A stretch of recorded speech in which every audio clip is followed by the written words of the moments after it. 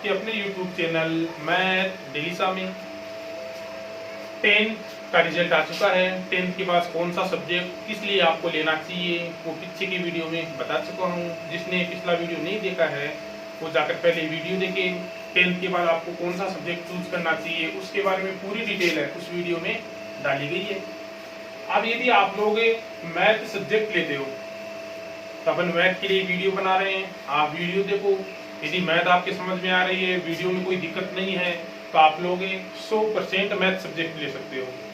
ठीक है, मैथ में यदि आपकी थोड़ी बहुत भी रुचि है तो मैं तो गारंटी से आपको ये कहता हूँ कि आपको सक्सेस होने के लिए मैथ लेनी चाहिए। ठीक है, अपन जो ये टॉपिक स्टार्ट कर रहे हैं ट्रिग्नोमेट्रिक्स फंक्शन त्रिकोणमितीय फलन।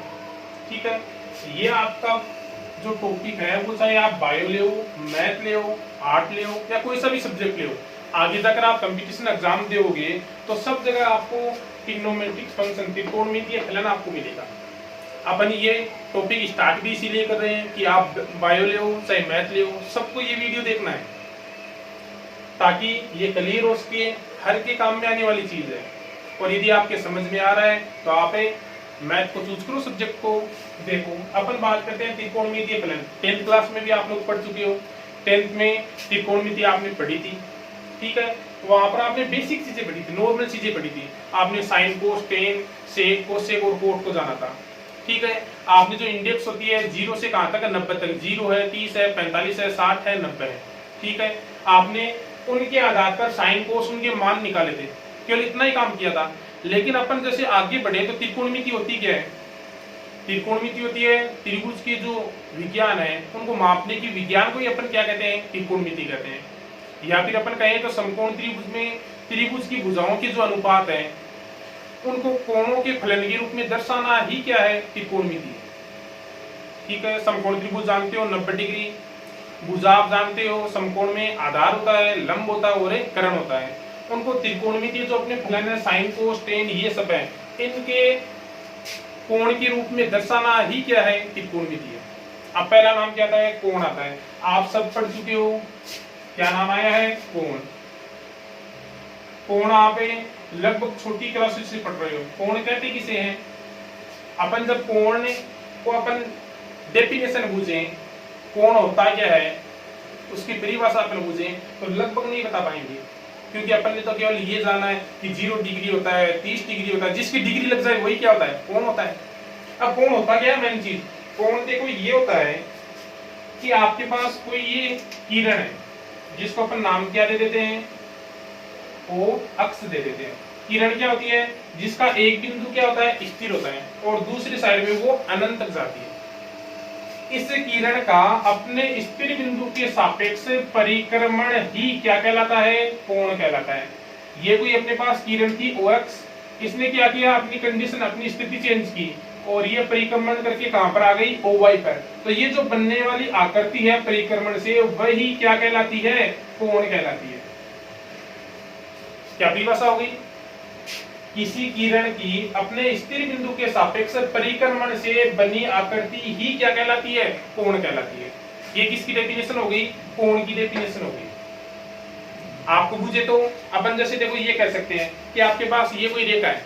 ठीक है, ये कोई अपने पास क्या है? रेखा। ये रेखा क्या कर ली?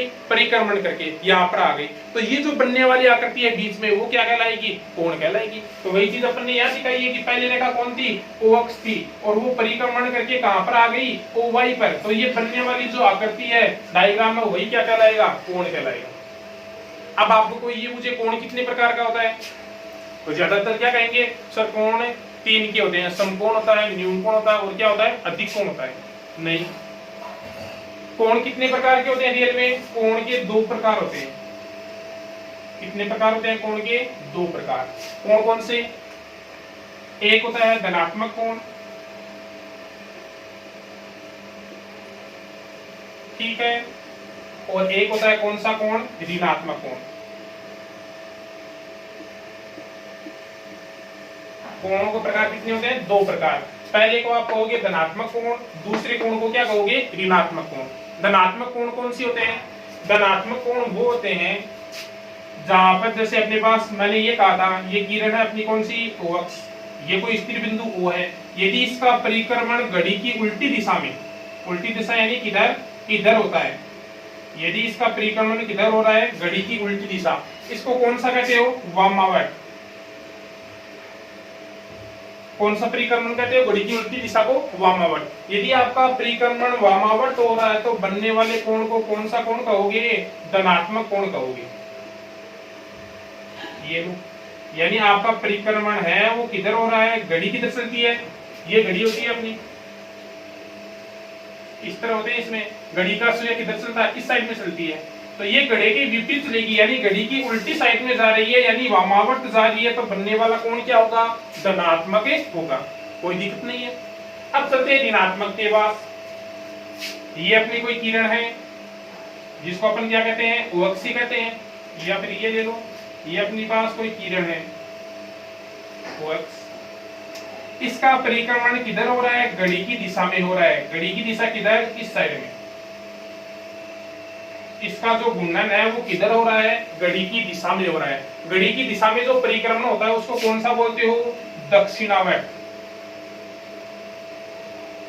उसको कौन सा बोलते हो, दक्षिणावर्त। यदि आपका परिक्रमण वामावर्त है तो बनने वाला कोण क्या होगा, धनात्मक कोण।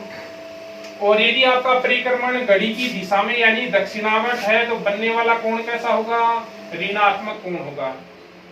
अब बोलो यहां तक कोई दिक्कत है किसी के, मेरे हिसाब से तो नहीं होनी चाहिए। अपन ने क्या क्या डेफिनेशन देख ली। कोण, कोण क्या होता है, किसी किरण के स्थिर बिंदु के सापेक्ष रेखा का घूर्णन ही क्या कहलाता है, या परिक्रमण ही क्या कहलाता है, कोण कहलाता है। कोई दिक्कत नहीं है कोण की डेफिनेशन में, ठीक है। अब आगे चलते हैं, तो कोण के प्रकार, कोण के कितने प्रकार होते हैं, कोण के दो प्रकार होते हैं। पहला कौन सा, धनात्मक कोण, दूसरा कौन सा, ऋणात्मक। धनात्मक कब, जब घूर्णन घड़ी की विपरीत दिशा में यानी वामावर्त हो रहा है तो कोण कैसा, धनात्मक। और यदि घूर्णन घड़ी की दिशा में हो रहा है यानी दक्षिणावर्त हो रहा है तो आपका कोण कैसा होगा, ऋणात्मक होगा। यहाँ तक बोलो किसी की कोई दिक्कत नहीं है मेरे हिसाब से। यदि दिक्कत है तो कमेंट करके जरूर बताना। अपने चैनल को लाइक करना है, आपको शेयर करना है, सब्सक्राइब करना है, ताकि अपन आगे भी आपके लिए और जो टॉपिक है उनके भी वीडियो लेकर आ सकें, ठीक है। अब देखो कोण की बात हो गई खत्म। अब अपन कोण को कितने प्रकार से लिख सकते हैं वो देखो। अपने जो कोण है उनको लिखने की कितनी पत्तियां हैं, 3 पत्तियां हैं, ठीक है। देखो कोण की पत्तियां, कोण को लिखने की कितनी पत्तियां हैं, 3 पत्तियां हैं। पहली कौन सी है, साष्टिक पत्ती। दूसरी कौन सी है, शतांश पत्ती। और तीसरी कौन सी है, वर्तीय पत्ती। अब आप कहोगे सर हमने तो एक ही पढ़ा है 10 तक, हमने तो केवल क्या पढ़ा है, डिग्री पढ़ा है कि 0 डिग्री होता है, 30 डिग्री होता है, 45 डिग्री होता है, 60 डिग्री। लेकिन रियल में कितनी पत्तियां होती है, 3 पत्तियां होती है। क्या यहाँ तक किसी को पता था कि 3 पत्तियां होती है? 10 तक आपने पढ़ाया इतना ही है। अब अपन बेसिक से आगे बढ़ रहे हैं, अपने पास जो चीजें पढ़ी है आपने उनसे आगे बढ़ रहे हैं कि जितनी चीजें रह गई थी या पीछे छूट गई थी उनको अपन यहाँ पर पढ़ेंगे पहले, ठीक है। उसके बाद ही आगे बढ़ेंगे अपन। अब देखो पहली साष्टिक पत्ती, इसका दूसरा नाम भी है, इसका दूसरा नाम है अंग्रेजी पत्ती। ये अपनी कौन सी है, शतांश। इसका दूसरा नाम है फ्रेंच पत्ती। और ये अपनी वर्तीय पत्ती है। अब देखो आपको बता दूं आप कौन सी पढ़कर आए हो, आप ये पढ़कर आए हो 10th क्लास तक कौन सी पत्ती पढ़ी है, साष्टिक पत्ती यानी अंग्रेजी पत्ती है वो पढ़कर आए हो। 0 डिग्री, 30 डिग्री, 45 डिग्री वो सब पढ़कर आए हो। वो कौन सी पत्ती में आते हैं, वो आते हैं साष्टिक पत्ती।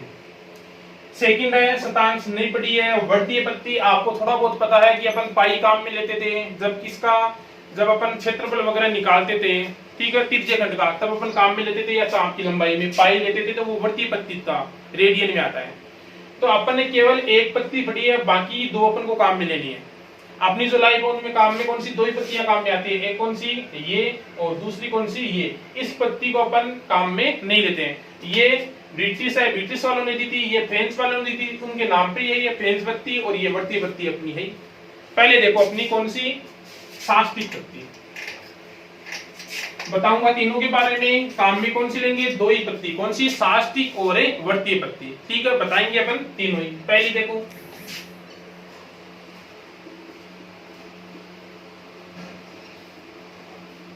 साष्टिक पत्ती, या दूसरा नाम क्या है अंग्रेजी पत्ती या ब्रिटिश पत्ती।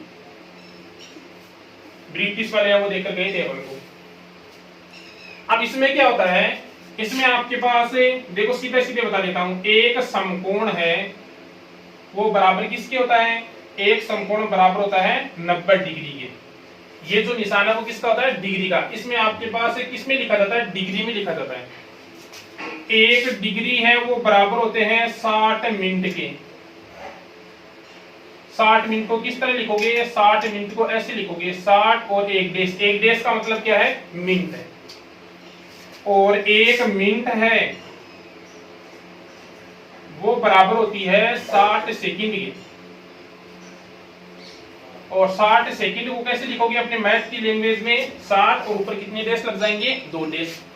तो साष्टिक पत्ती का इतना ही काम है, 1 एक समकोण बराबर कितना 90 डिग्री, 1 डिग्री बराबर 60 मिनट। अब मिनट नहीं लिखना है, मिनट को किस तरह लिखते हैं, 60 और ऊपर क्या लग जाएगा, एक डेश। एक डेश का मतलब किसका है, मिनट है।